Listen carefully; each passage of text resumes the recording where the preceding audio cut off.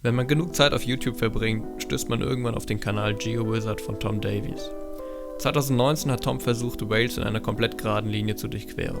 Mich hat die Idee motiviert, meine eigene Linie zu planen, doch allein wollte ich das nicht machen. Ich habe also Jonas gefragt, ob er Bock drauf hat, und er meinte, yo, und er bringt noch Hendrik mit. Nach mehreren Tagen auf Google Earth stand die Route fest. Die geplante Route ist eine gerade Linie von Seligenstadt am Main nach Darmstadt. Sie verläuft filigran an Ortschaften wie Rödermark und Eppeshausen vorbei und geht größtenteils durch den Wald. Wir wussten, wir müssen uns genau an den Plan halten, um die Unterführung der A3 zu erwischen. Am 28. Oktober haben wir uns also am Startpunkt in Seligenstadt getroffen und es konnte losgehen. Ab jetzt sollte es 30 Kilometer lang nur geradeaus gehen.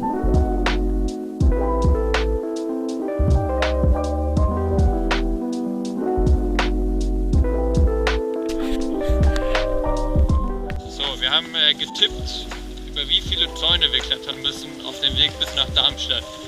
Was habt ihr gesagt? 17? 22.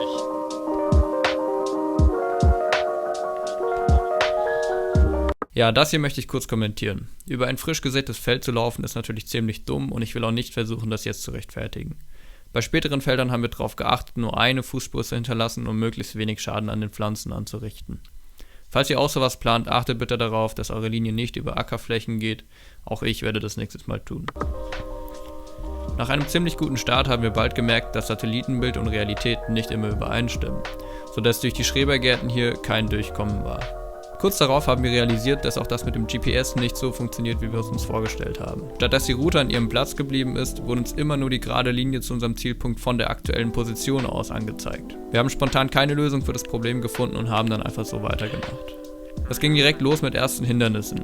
Der auf der Karte eingezeichnete Bach war kaum zu sehen, sodass wir nicht wussten, ob wir mit dem nächsten Schritt knietief im Nassen stehen würden. Mit trockenen Füßen ging es weiter über die erste Landstraße. Durch den Planungsaufwand konnten wir hier jedoch genau unter den Schienen durch.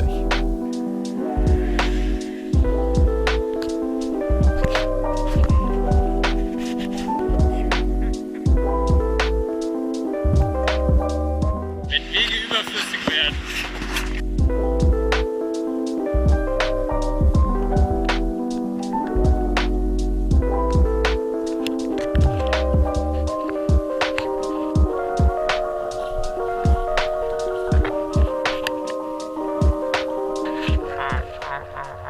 Früher oder später haben wir auch erste Bekanntschaften mit Dornen gemacht, ohne zu wissen, dass wir denen noch häufiger begegnen würden.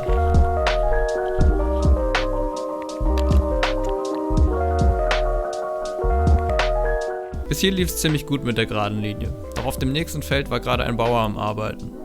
Um nicht zu riskieren, das Abenteuer durch einen wütenden Bauern so früh abbrechen zu müssen, haben wir uns dafür entschieden, den Weg parallel zum Acker zu benutzen. Hier würde unsere Route eigentlich parallel zu dem Weg lang führen. Was sagt er dir?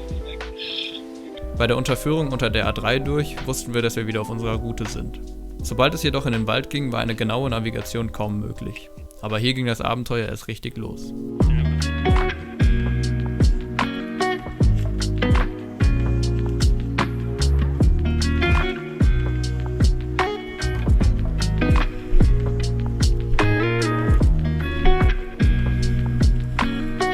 Oh Junge.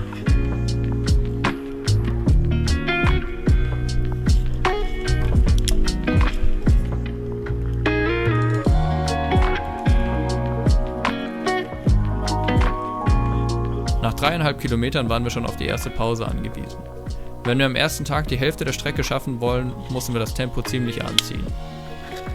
Besonders das ständige Anheben der Beine und das Gepäck mit Verpflegung für 2 Tage, Zelt, Isomatte und Schlafsäcken haben wir ziemlich unterschätzt.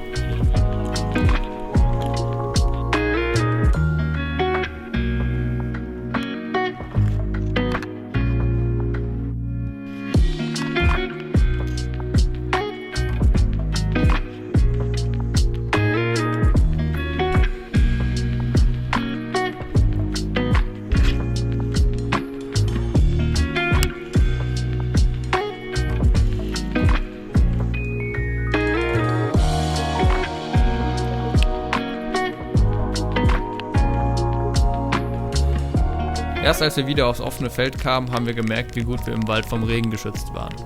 Inzwischen haben wir 5 Kilometer, also 1/3 des ersten Tages geschafft.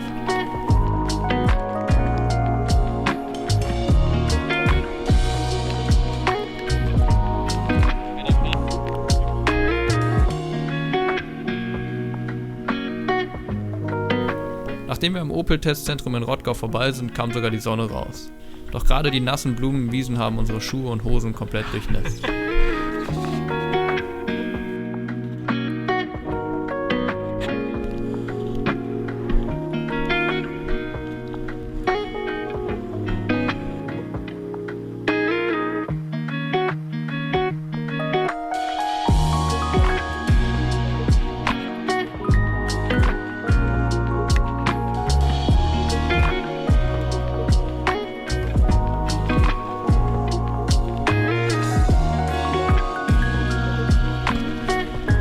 Nach mehr als 10 Kilometern kreuzte unsere Route die B45.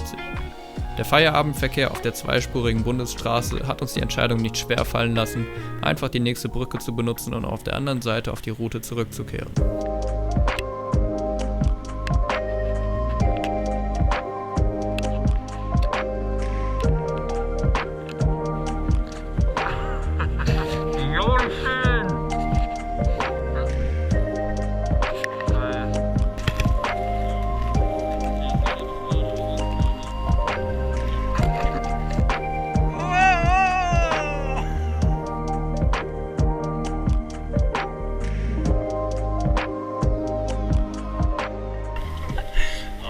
Ich hab eigentlich gesehen, dass ich gleich voll aufs Maul leg.